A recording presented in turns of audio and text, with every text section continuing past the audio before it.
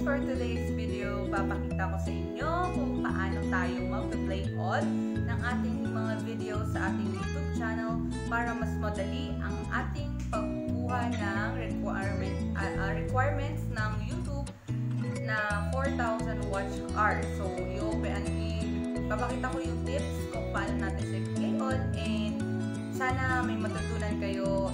Without further ado, let's start!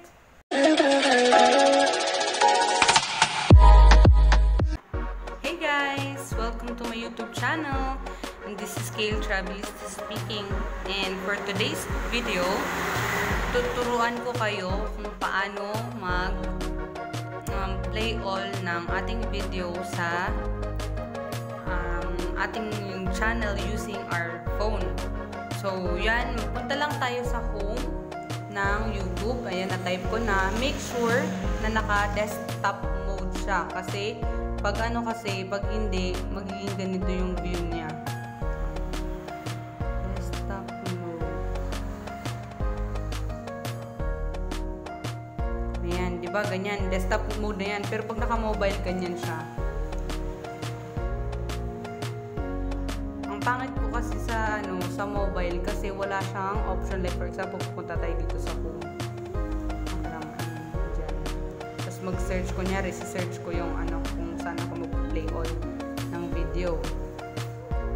So search natin.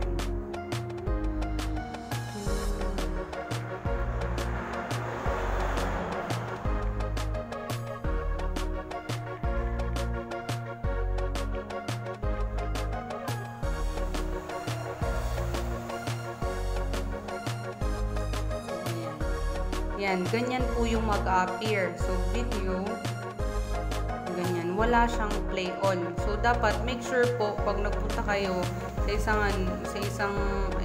isang YouTube channel na gusto nyo i-play all, dapat naka-desktop mode. So, ayan yung mobile mode. Ito yung desktop mode. Desktop. Choose natin. Ayan. Desktop.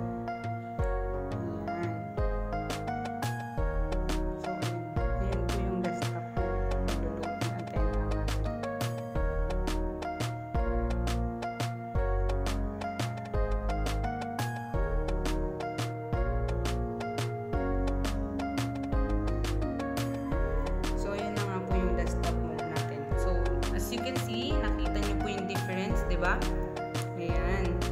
Meron na siya, dito sa videos niya, ayan, nakaselect na video, meron siyang play on. So, yan po yung ating isi-select, play on. Sorry po, medyo maingay po yung background kasi yung bahay namin ngayon dito sa Masbate. Nandito ako ngayon, kung saan din ako nakapag-quarantine ay nasa tabi ng kalsada. And yung view nga kanina na in-upload ko is from our back view, yung may dagat. So, ayan na. Back to our topic. Ayan na po. So, i-play all mo lang yan. Ayan. Play all. Oops. Namali ata ko ng pindot. Ayun. Okay na ba? Hindi. Back. Back natin.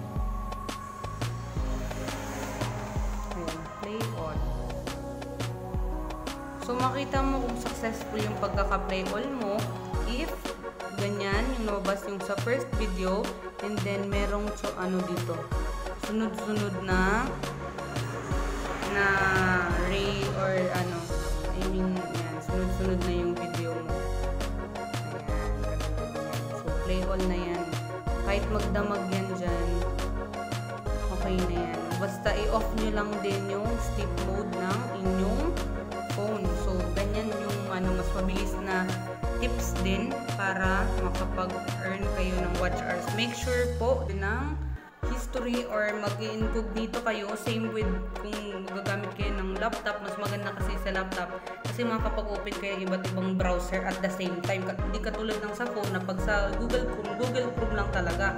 Pag sa laptop, pwede kayo mag-open ng Opera Mini, pwede kayo mag-open ng Google Chrome, ng Internet Explorer, Microsoft Edge na siya ngayon, and Mozilla Firefox na browser. So, maganda yun kasi mas makaka-gain ka ng watch hours dun. So, ingat-ingat lang din na make sure talaga naka-incognito or walang account para hindi trace ni Lolo at hindi tayo masipa kasi ayaw nating masipa kasi nga ayaw din, tsaka buti ko, hindi naman agad-agad sisipa yan.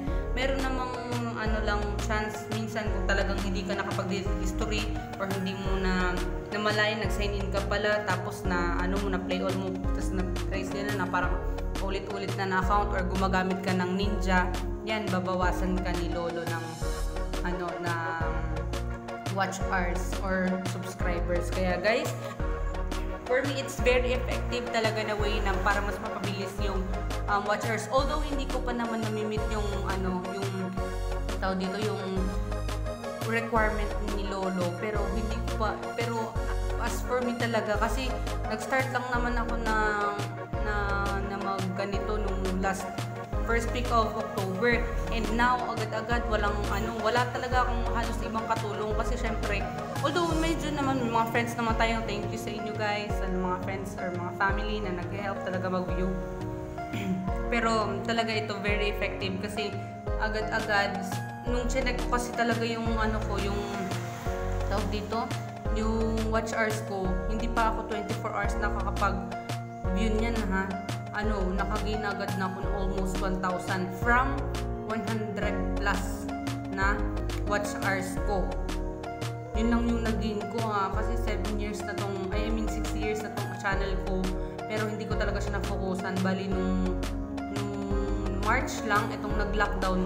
Yun nga ako, doon ako nagkaroon ng interest na mag-YouTube talaga. So ayan nga, yung nag-gain ko nga, yung nakita ko doon, yung watch hours ko pala is 100 plus pa lang. So ngayon meron na akong 1,800 na watch hours. So laking tulong din talaga siya, konting tiyaga-tiyaga lang.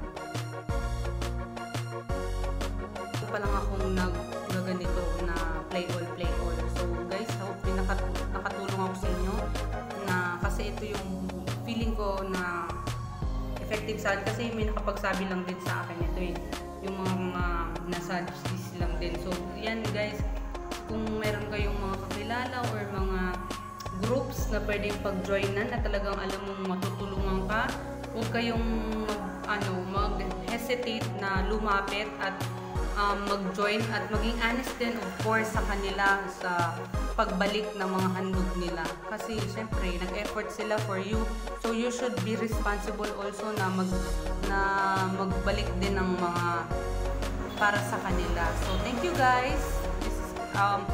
If you find this video useful or informative, please don't forget to hit like and subscribe and click na rin ng notification bell. So this is where our video will end guys. Thank you for watching, and again I am open for suggestions. Any suggestions, please comment below, and I really appreciate it. God bless you. Love, bye. So sa mga bago ngayon, don't forget to hit like and subscribe. Bye.